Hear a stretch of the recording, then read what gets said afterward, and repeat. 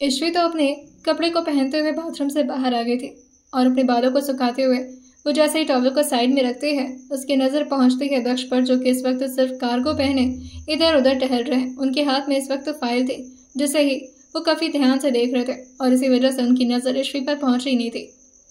ईश्वी जो दक्ष को देखते हुए कहती है, ऐसे वस्त्रहीन घूमने की ज़रूरत नहीं है।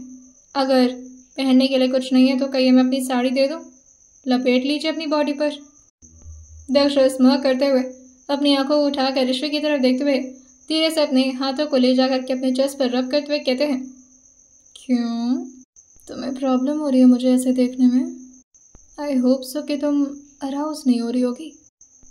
ईश्वी जो तुरंत ही दोबारा से बेड पर आकर बैठते हुए कहती है, ऐसा कुछ नहीं है, आप घूमिए नंगे पुंगे, मुझे क्या। वही वो खुद के चेहरे को पिलो से ढक करके जोर जोर से ब्लश किए जा रही थी। दक्ष भी फाइल को लेकर अपने बेड पर आकर के बैठते हैं और ईश्वी की हरकतों को देखकर उसके पिलो को खींचते हुए कहते हैं, अगर स्माइल करना ही है तो चेहरा दिखा कर करो, तुम्हारी स्माइल पसंद है मुझे। ईश्वी जो अपने एल्बो पर अपना हाथ टिकाते हुए कहती है, तो मुझे तो लग रहा है कि आप किसी और को ही देखने में ज़्यादा दिलचस्पी दिखा रहे हैं। ऐसा क्या है इस फाइल्स में? ईश्वी अभी उन फाइल्स को देखी तभी दक्ष ने उसको साइड में रख दिया था और ईश्वी की तरफ देख करके वो कहते हैं, छोड़ो ये सब, हम कुछ आपस की बातें करते हैं। और बातें करते करते कब वक्त बीत जाता है उन दोनों को पता नहीं लगा था। लगभग रात के 9 बजे जाकर के उन लोग का ध्यान बातों से हटता है क्योंकि बाहर कोई बार बार बेल बजा रहा था। ईश्वी जो थोड़ा घबराते हुए कहते हैं, इतनी रात में कौन आ गया? दक्ष टाइम देखते हुए कहते हैं, अभी तो 9 बज रहे हैं, रुको मैं देखता हूँ। जब से ये सारा कांड हुआ था ऑब्वियसली ईश्वी को दक्ष के लिए काफ़ी ज़्यादा डर लगता था, जिसकी वजह से वो भी दक्ष के पीछे पीछे आते हुए कहती है, एक मिनट, ये दरवाजे में पी होल नहीं है क्या? पहले देख तो लिया कर, ये ऐसे क्यों खोल देते हैं? दक्ष ईश्वी से कहते हैं, तुम्हें डर लग रहा है? ईश्वी चेहरा हाँ मिलाते हुए कहती है, हाँ, आपको लेकर कुछ ज़्यादा ही डरती हूँ मैं।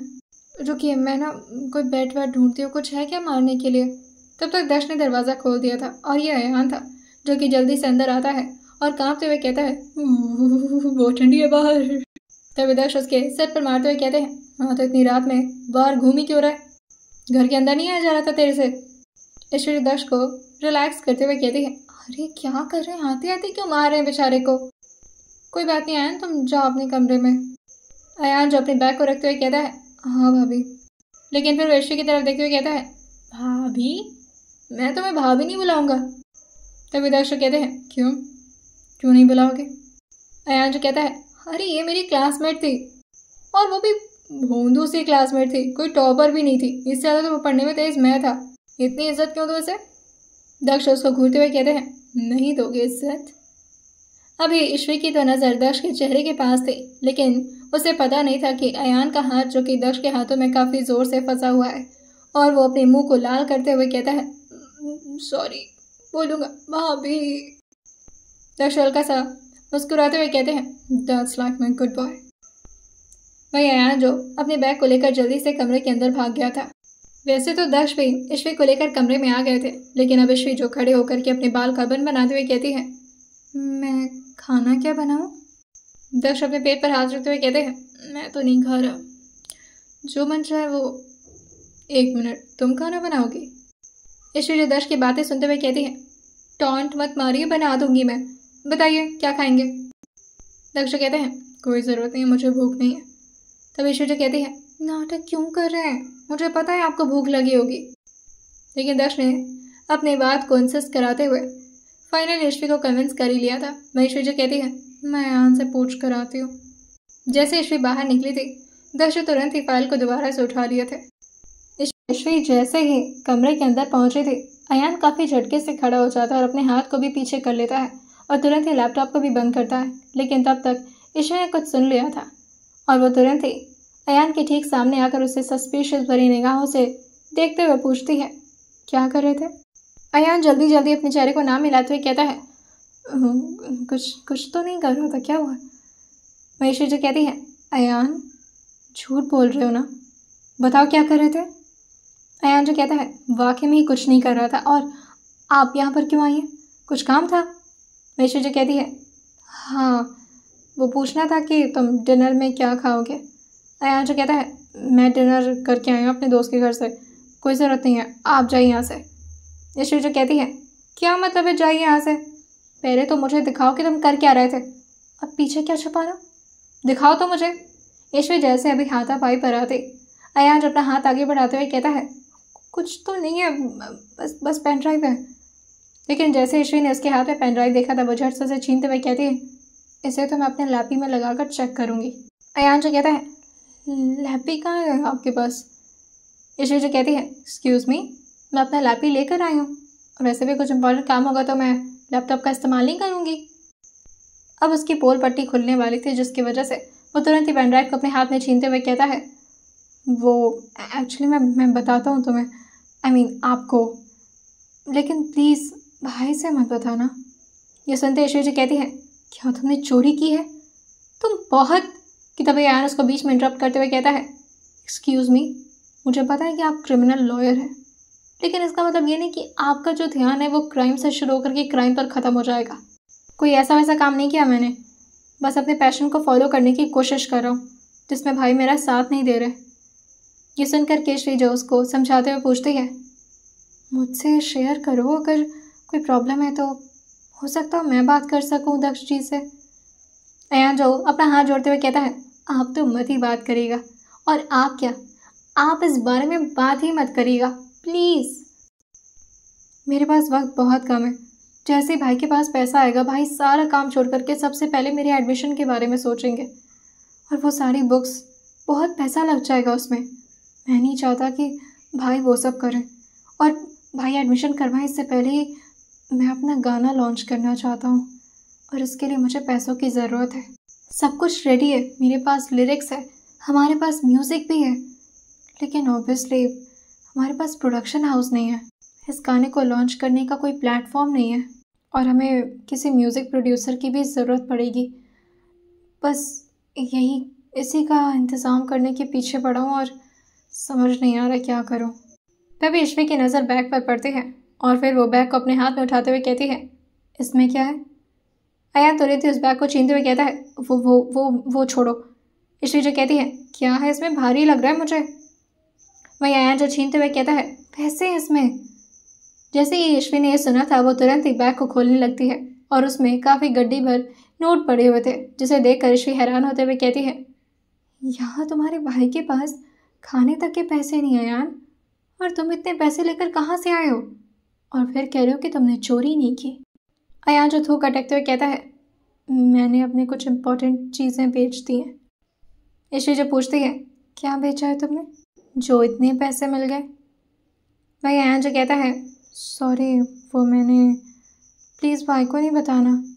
यशवी जो कहती है, नहीं बता रही हूँ, बताओ तो सही। अयान जो कहता है, मैंने मॉम की चेन बेच दी, काफ़ी भारी था वो, अच्छा खासा पैसा मिल गया उससे। वह यशवी ये सुनकर के हैरान होते हुए पूछती है, वाकई में तुमने आंटी का चेन? कि तभी वो कहता है, एक्चुअली वो चेन नहीं, मंगलसूत्र था। जैसे यशवी ने ये सुना था वो काफ़ी गुस्से में अयान की तरफ देखते हुए कहती है, तुम पागल तो नहीं हो ना, दिमाग खराब है क्या तुम्हारा? तुम्हें पता भी है तुमने क्या किया है? जैसे अयान ये सुना था वो जल्दी से जाकर के दरवाजे को अंदर से बंद करता है और ज़ोर से अपने हाथ को मारते हुए कहता है, प्लीज़। उसने अपने हाथ को यशवी के सामने जोड़ लिया था और वो उसको समझाते हुए कहता है, ये तुम्हारा घर नहीं है जिसमें कमरे साउंड प्रूफ होते हैं, आवाज़ बाहर गई ना तो भाई बहुत मारेंगे यशवी। यशवी जो कहती है, सही मारेंगे वो, तुमने काम भी ऐसा किया है। तभी जिसका अयान को डर था वही होता है, और बाहर इस वक्त दक्ष खड़े थे जो कि बार बार अपने हाथ को दरवाजे पर मार रहे थे। अयान जो कहता है, मैं नहीं बचूंगा, मरूंगा आज मैं, सब कुछ सिर्फ तुम्हारी वजह से हो रहा है, मुझे सिर्फ म्यूजिक ही तो लॉन्च करना था, उसके बाद से ले आता ना मैं।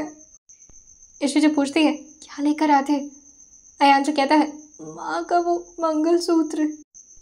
बार बार दक्ष दरवाज़ा पीटे थे जिसकी वजह से यशवी को दरवाज़ा खोलना ही पड़ता है, और वो जैसे ही दरवाज़ा खोली थे दक्ष अंदर आते हुए कहते हैं, क्या हुआ, इतना चिल्ला क्यों रही थी तुम, सब ठीक तो है ना? अयान क्या हुआ? अयान ने तो तुरंत ही अपने चेहरे को दूसरी तरफ घुमा लिया था, लेकिन दक्ष की शार्प निगाहें जो जा करके बैग के अंदर कुछ नोटों पर पड़ी थी, जिससे वो तुरंत ही रफ्तार से बैग को अपने हाथ में लेते हुए कहते हैं, ये क्या है? वह अयान जो एकदम से कांपने लगा था और जल्दी से वो अपने चेहरे को नीचे करके सॉरी सॉरी करने लगता है। सॉरी भाई, वो मैं मुझसे गलती हो गई, पर मैं क्या करूं, मुझे कुछ समझ नहीं आ रहा है। मुझे पता है कि दक्ष कहते हैं, अयान जितना पूछा उतना बता, कहाँ से आए पैसे, वो भी इतने सारे पैसे। हिस्ट्री तुम्हें बताया इसने? हिस्ट्री जो एक बार अयान के चेहरे की तरफ देखती है और डर के मारे अयान का चेहरा जो पूरी तरह से लाल हो गया था, उसे देखकर वो तुरंत ही अयान के सामने आते हुए कहती है, मैंने दिए हैं उसे। जैसे ही दक्ष ने ये सुना था, वो काफी गुस्से में हिस्ट्री की तरफ देखते हैं और उसके बाजू को अपनी तरफ पकड़कर खींचते हुए कहते हैं, क्यों, क्या जरूरत है तुम्हें इसे पैसे देने की? और मैंने तुम्हें पहले भी बताया था कि तुम्हारे बाप का पैसा इस घर में नहीं आना चाहिए श्री। अयान जो जैसे ही श्री के साथ इस बर्ताव को अपने भाई को करता देखता है, वो तुरंत अपने भाई के सामने आकर अपना हाथ जोड़ते हुए कहता है, वो मैंने इससे मांगा था, सॉरी, वो मैं। तभी दक्ष कहते हैं, no, I totally get this कि तुम दोनों मुझसे झूठ बोल रहे हो। श्री तुम भी, क्योंकि तुम दोनों तो कभी इस तरह मिले ही नहीं हो कि मेरे बिना तुम लोग की कोई ऐसी बात हुई हो जिसमें पैसों की डीलिंग हुई हो। ये सुनकर ऋषि जो कहती है, जब वो केस चल रहा था ना, तभी इसने पैसे मांगे थे, और वो भी घर के लिए तो मांगे थे, इसलिए मैंने दे दिए। ये सुनकर के दक्ष कहते हैं, घर के लिए? क्यों, तुमने भी अपना परिवार बसा लिया? मुझे अपनी बीवी के साथ रहने के लिए तो किसी से पैसे मांगने की जरूरत नहीं पड़ी, और तुम्हें अपने खर्चे के लिए इतनी पैसों की जरूरत पड़ गई। ईश्वरी, या तो तुम इस पैसों को लो और तुरंत ही किसी से कहो कि आकर के इसे घर से बाहर करे, या तो फिर मैं ये सारे नोटों की गड्डी जला दूंगा। ईश्वरी दक्ष को रिलैक्स करते हुए कहती है, मैं वापस कर लूंगी पैसे, आप परेशान मत होइए, आप प्लीज जाइए। वही दक्ष कहते हैं, और फिर वो पीछे मुड़कर अयान से कहते हैं, अच्छा अयान, आज मैं बैंक गया था, बैंक के लॉकर से एक सामान गायब है। वो कह रहे हैं कि किसी ने। अभी दक्ष की बात कंप्लीट नहीं हुई थी, तभी श्री जो चौंक करके अयान की तरफ देखती है, और वही अयान जो डर करके अपने चेहरे को नीचे करते हुए कहता है, भाई वो। तभी श्री बातों को संभालते हुए कहती है, हाँ वो आंटी का मंगलसूत्र। जैसे ही दक्ष ने सुना था, श्री से पूछते हैं, ये बात तुम्हें कैसे पता चली, तुम्हें बताया इसने? ऋषि जी कहती है, हाँ वो बताया ना इसने, वो एक्चुअली इस घर में आंटी जी तो है नहीं, तो मैंने सोचा कि क्यों ना उनका कोई सामान हो इस घर में जो कि हमें हमेशा उनकी याद दिला सके। मैंने तो बोला था अयान से ले आने के लिए, मैंने टेक्स्ट कॉल किया था। वही दक्ष ऋषि की बात पर भरोसा करते हुए कहते हैं, तुम कह रही हो तो ठीक है, पर तूने अपना नाम क्यों नहीं लिखवाया वहाँ पर? वो तो बैंक के मैनेजर मुझे जानते इसलिए बता दिया कि मेरा छोटा भाई आया था। ईशू जी कहती है, बिना नाम के लॉकर कैसे टच करने दे सकते? तभी दक्ष कहते हैं, कॉन्फिडेंशियल रखने के लिए कहा था इसने, किसी को भी पता ना चले, कुछ दिनों में वापस कर देगा। खैर बैंक मैनेजर को ये बात तो नहीं पता है कि सामान क्या था, मगर जो भी है, आइंदा से अगर कोई भी ऐसी बात हो तो मुझे बता देना। मैं काफ़ी टाइम से परेशान था, मुझे विश्वास ही नहीं हो रहा था कि तुम ऐसा कर सकते हो, वो भी बिना मुझसे पूछे। अयान जो गहरी सांस भरते हुए कहता है, सॉरी भाई, मैं नेक्स्ट टाइम से ध्यान रखूंगा। जैसे भी दक्ष रूम के बाहर गए थे, श्री झट से अयान की तरह देखते हुए कहती है, मंगलसूत्र किसके पास है? अयान जो कहता है, मैंने ज्वेलरी शॉप वाले को बेच दिया है। मैंने बेचा नहीं, एक्चुअली मैंने बोला गिरवी रखने के लिए, और उसके बदले पैसे मिले। 3 लाख का इंतजाम हो गया है, बाकी के पैसे। ईश्वरी जो कहती है, तुम्हें कितने पैसों की ज़रूरत है? अयान जो गिनते हुए कहता है, 1-2 लाख तो वहाँ लग जाएंगे, 2 लाख उधर, और 1.5 लाख मान के चलता हूँ वीडियो शूट में, पूरे मिलाकर के 6 लाख। ईश्वरी जो कहती है, मैं तुम्हें 8 लाख प्रोवाइड करवाऊंगी, लेकिन तुम्हें कल इस पैसे को ले जाकर के उस ज्वेलरी शॉप के मुंह पर मारना है, और वो मंगलसूत्र यहाँ पर आ जाना चाहिए। मुझे उनसे झूठ बोलने में बहुत डर लगता है, पता नहीं हम मुझसे और क्या सवाल करेंगे। अच्छा खाना तो खाया ना तुमने? अयान जश्वी की तरफ देखकर अपनी आंखों के आंसू को पोंछते हुए कहता है, यार तुम भाभी हो या फिर माँ बन रही हो मेरी? ये सुनकर ऋषि जो हैरान होते हुए कहती है, क्या मतलब? अयान जो जाकर के अपने चेहरे को झुकाता है और धीरे से अपने हाथों को जोड़ते हुए कहता है, सॉरी पर मुझे मेरी माँ याद आ गई। वो भी हमेशा मुझे ऐसे ही बचा लिया करती थी। सॉरी, मैं सेंटी हो रहा हूँ। मैं करता हूँ इंतज़ाम। हाँ, मैं ज्वेलरी शॉप को भी टेक्स्ट कर देता हूँ। ईश्वी जो कहती है, जल्दी उस शॉपकीपर से बात करो और बोलो कि कल तुम जाओगे पैसे देने के लिए, ठीक है? और ये बोलकर वो जल्दी से भाग कर रूम से बाहर निकल गए थे और दक्ष के पास आकर के उन्हें संभालते हुए कहते हैं, क्या हुआ, कुछ सोच रहे थे आप? नहीं, दक्ष कहते हैं, वैसे अयान से वो मंगलसूत्र मुझे ले लेना चाहिए। तुमने लिया क्या? ईश्वी जो तुरंत ही दक्ष को अपनी तरफ घुमाते हुए कहती है, हाँ बेना, छोड़िए ना अभी, क्या कल कल सुबह देखा जाएगा। वो पूजा के स्थान पर रख दूंगी मैं।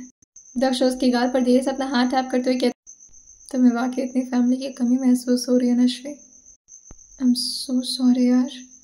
नशवी जो कहती है, आप क्यों सॉरी हो रहे हैं इसमें? आपकी गलती थोड़ी ना है, गलती तो मेरे अपने खून की है। मैं दक्ष इस बात पर थोड़ा सीरियस हो गए थे।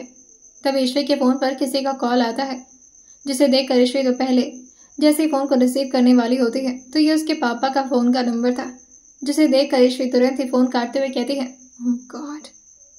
दक्ष वो अब ईश्वी की तरफ चेहरा नहीं किए थे, लेकिन उसको इस तरह फ़ोन काटता देखकर कहते हैं, क्या हुआ?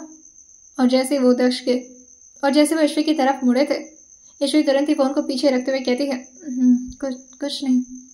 दक्ष दोबारा से उसके फ़ोन को देखकर कहते हैं, तुम्हारा फ़ोन रिंग हो रहा है, उठा लो। मैं ईश्वी जो फ़ोन को स्विच ऑफ करते हुए कहती है, नथिंग इम्पॉर्टेंट। मुझे वैसे भी रात का वक्त सिर्फ आपके साथ बिताना है। आपको काफ़ी भूख लगी होगी ना? मुझे पता है आप मुझसे झूठ बोल रहे हैं। मैं दक्ष कहते हैं, अयान को तो भूख नहीं लगी है। तुमने पूछा? मैं ईश्वी जो कहती है, पूछा है पर वो बोल रहा है कि डिनर करके आया है। कोई बात नहीं, वैसे भी जाने दीजिए, आज नहीं खाते। नहीं, अयान की कही हुई एक बात याद आती है ईश्वी को और फिर वो दक्ष की तरफ देखते हुए कहती है, वैसे आपको गाने का बहुत शौक था ना? आज सुबह भी आपने मुझे गाना सुनाया। इस उनके दक्ष कहते हैं, गाना नहीं सुना है, बस तुम्हारी लाइंस को कंप्लीट किया मैंने, और उससे ये तो एक्सपेक्ट मत करना कि मैं तुम्हारे लिए कोई गाना गाने वाला। ये सुनते ईश्वी को मिल गया था एक मौका जिससे वो तुरंत ही दक्ष के मूड को डाइवर्ट कर सकती थी और वो दक्ष की तरफ देखकर रिक्वेस्ट भरी नजरों से कहती है, प्लीज बस एक गाना। मुझे पता है मेरे हस्बैंड मेरे लिए इतना तो कर ही सकते हैं। क्यों, है ना माय चॉकलेट हस्बैंड? चोकोबार है आप बिल्कुल। दक्ष उसकी तरफ ही देखते हुए अपने हाथों को ले जाकर के अपने सिर के पीछे टिकाते हुए कहते हैं, ईश्वी मुझे गाना गाना नहीं पसंद। ईश्वी जो कहती है, झूठे हैं आप, मुझे पता है बहुत अच्छा गाते हैं। दक्ष ईश्वी के लाभ पर धीरे से अपना सिर रखते हुए कहते हैं, पता है सबसे ज़्यादा मुझे गाने के लिए अप्रिशिएट कौन करता था? ईश्वी धीरे धीरे अपने हाथों को ले जाकर के दक्ष के बालों पर सहलाते हुए कहती है, कौन? उसके चेहरे की तरफ दक्ष भी अपनी निगाहों को मोड़ते हुए कहते हैं, मेरी मॉम। जब भी मैं गाना गाता था ना, मम्मा हमेशा मेरे साथ गाया करती थी, गुनगुनाया करती थी, देती थी, और हम दोनों गा गा करके अपने पापा को बहुत परेशान करते थे, क्योंकि पापा को ये सब बहुत इरिटेटिंग लगता था। पापा जब भी मुझे गाता वो देखते थे, वो हमेशा मुझे, मैं ईश्वी जी कहती है, एक्सरसाइज करने के लिए बोलते होंगे। मुझे पता है अंकल जी तो मुझे भी एक्सरसाइज करवा देते थे, वो भी सिर्फ 2 घंटे की मुलाकात में। दक्ष हंसते हुए कहते हैं, वो अपने रूटीन को लेकर बहुत ही ज़्यादा स्ट्रिक्ट है, बहुत ही डिसिप्लिन्ड। वह ईश्वी जो धीरे से दक्ष की ओर गहराइयों में जाते हुए कहते हैं, वैसे आपको क्या ज़्यादा पसंद था, एक्सरसाइज करके डिसिप्लिन्ड आर्मी मैन बनना या फिर अपनी माँ के साथ गाना गाना? दक्ष कहते हैं, वैसे मज़े तो गाना गाने में आते थे, लेकिन ऑब्वियसली ज़िंदगी बनाने के लिए तो प्रोफेशन ऐसा चुनना चाहिए जिसमें आप हमेशा आगे बढ़ सकें और उसके साथ ही अपनी फैमिली को चला सकें। ईश्वी जी कहती है, और आपको लगता है कि अगर आप सिंगिंग में आगे बढ़ते तो ऐसा नहीं हो पाता? दक्ष उठकर बैठते हुए कहते हैं, कम ऑन, यहाँ पर कोई फिल्म नहीं चल रही है जिसमें एक स्ट्रगलिंग इंसान जो कि अपनी लाइफ में स्ट्रगल कर रहा है और फिर अचानक से वो बहुत बड़ा स्टार बन जाता है। ये सब रियल में नहीं होता ईश्वी। और वैसे भी मेरी तरह मेरे भाई को भी भूत चढ़ा है, उसे भी बनना है सिंगर। ईश्वी जो कहती है, आपको ये बात पता है और फिर भी आप उनको सपोर्ट नहीं कर रहे? दक्ष ईश्वी को समझाते हुए कहते हैं, ईश्वी वो अभी बच्चा है, उसकी उम्र ही क्या है अभी, जस्ट 22। ईश्वरी कहती है, मेरी भी तो उम्र 23 ही है ना। और आप कहना क्या चाह रहे हैं? 22 23 के लोग बच्चे होते हैं। दक्ष उसके गाल पर अपना हाथ टैप करते हुए कहते हैं, आप बच्ची नहीं, आप तो मेरी दादी माँ है। ईश्वरी चिढ़ते हुए कहती है, अच्छा पक, लेकिन मैं सच्ची बता रही हूँ, मुझे लगता है कि आपको सपोर्ट करना चाहिए यान को। आपके साथ उसने कितना कुछ नहीं झेला है, आप भी तो सोचिए। उसने हर वक्त आपका साथ दिया और इस वक्त शायद उसको आपकी ज़रूरत है। बाकी की सोसाइटी के हिसाब से अगर सोचना बंद करें तो एक बार अपने भाई का टैलेंट तो देखिए। जब आप इतना अच्छा गाते हैं तो वो भी तो अच्छा ही गाता होगा। दक्ष कहते हैं, मुझे पता है उसकी प्रैक्टिस ज़्यादा है मुझसे और ऑब्वियसली वो मुझसे ज़्यादा अच्छा गाता है, लेकिन उसके बावजूद। तब ईश्वरी जो धीरे धीरे बातें करते करते ईश्वरी ने अचानक अपनी उंगलियों को ले जाकर के दक्ष के होठों पर टिका दिया था और वो धीरे धीरे अपने फिंगर टिप से दक्ष के लिप्स को रब करते हुए कहती है, मुझे अगर आपके मुंह से कोई गाना सुनने का मन हो तो आप मना तो नहीं करेंगे ना? प्लीज। दक्ष उसके हाथ को अपने होठों से अलग करते हुए कहते हैं, बातें मनवाना कोई तुमसे सीख ले ईश्वरी, हिप्नोटाइज ही कर देती हो तुम। वैसे जो कहती है, अभी तो बहुत सारी बातें मनवानी है आपसे, लेकिन फिलहाल ये छोटी सी बात हमारे मूड को अच्छा करने के लिए कर सकते हैं? मैं दक्ष कहते हैं, ओके। और वो फिर ईश्वरी की तरफ ध्यान से देखने लगते हैं। कुछ देर उनकी ये शांति ईश्वरी को थोड़ा ट्रिगर कर रही थी और वो परेशान होते हुए कहती है, क्या वैसे क्या घूर रहे हैं, नहीं गाना तो मत गाइए, डरा क्या रहे हैं?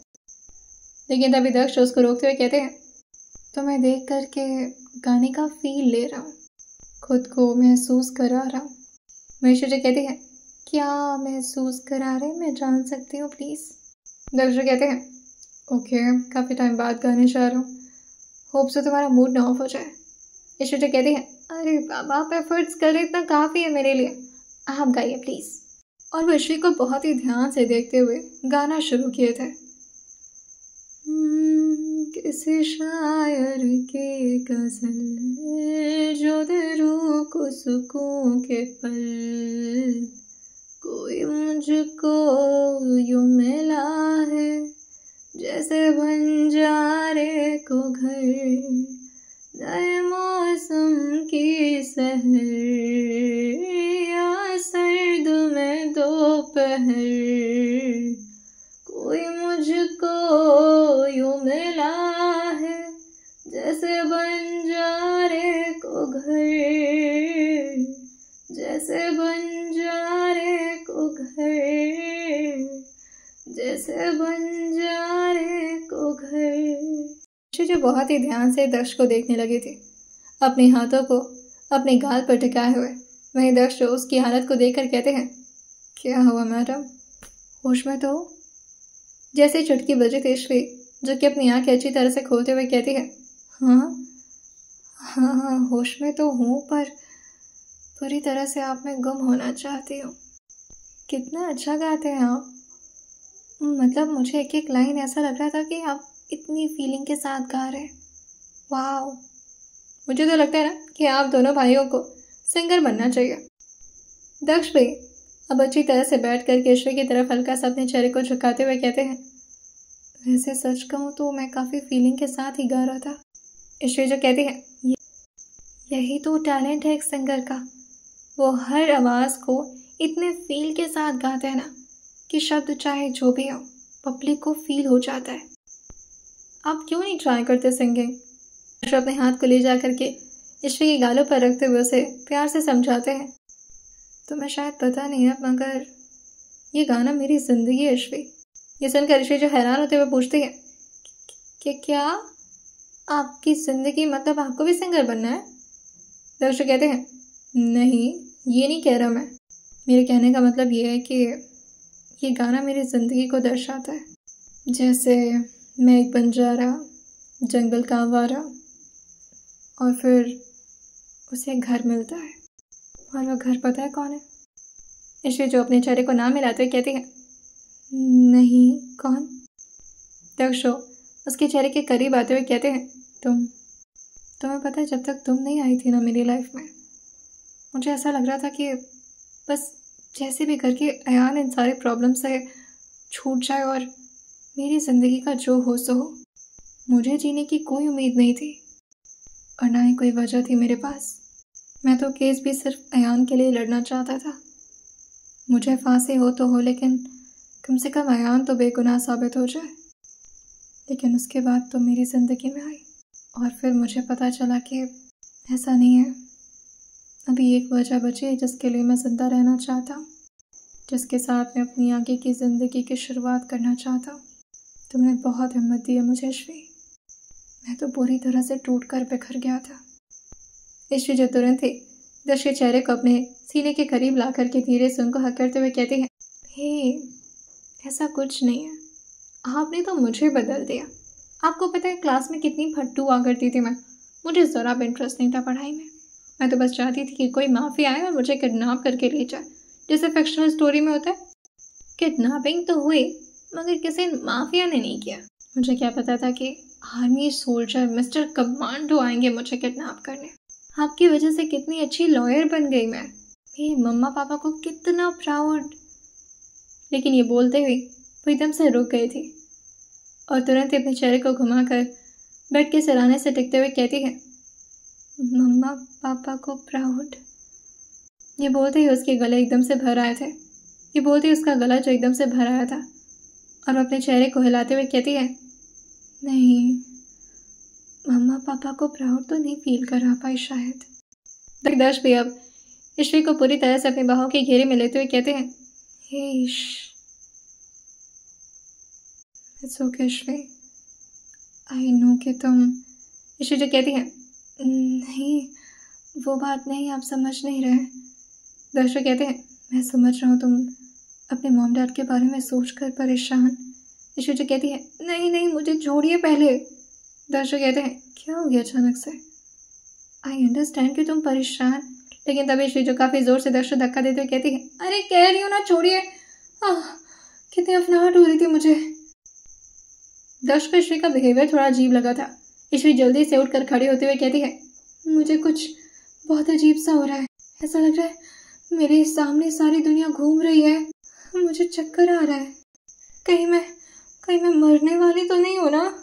दक्षो उसको ठीक तरीके से अपनी तरफ खींच कर बिठाते हुए कहते हैं, क्या पागल हो गई हो क्या तुम? क्या बकवास कर रही हो? लेकिन ईश्वी जो सीरियस होते हुए कहती है, मैं बकवास नहीं कर रही हूँ। मेरे सामने सब कुछ घूम रहा है और मुझे कुछ हो रहा है। हटिए हटिए जल्दी। दक्ष तुरंत ही ईश्वर को संभाल कर खड़ा करते हुए कहते हैं, रिलैक्स, पानी पियोगे तुम?